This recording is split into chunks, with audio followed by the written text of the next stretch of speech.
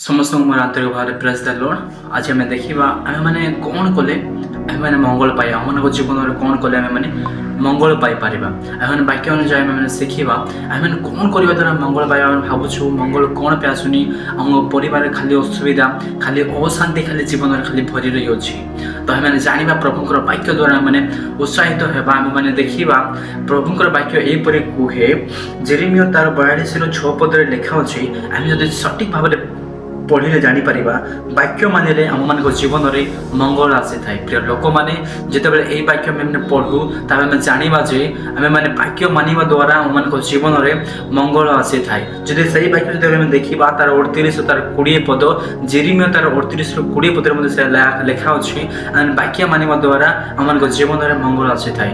द्वितीयटी है कौन कहले सरल आचरण करने द्वारा आम मान जीवन में मंगल आसी थाए। प्रिय लोक मैंने आम मान जीवन में जो सरल आचरण करवा सही समय आम मान जीवन में एक मंगल आसी थाए जहाँकि मिखा तार 2:7 पर्व लेखा अच्छी। तृतीय विषयटी है जहाँकि मोस्ट इम्पोर्टाट विषय मुझे आपण विषय कहवाई चाहे जो लोक मैंने प्रभु को अन्वेषण करती ताहांकर मंगल होता है जीवन में मंगल आसी थाए परिवार में मंगल आसी थाए।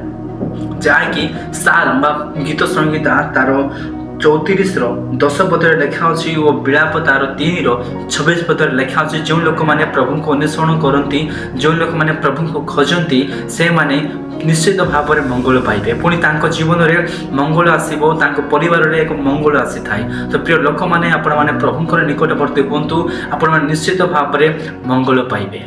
आमेन।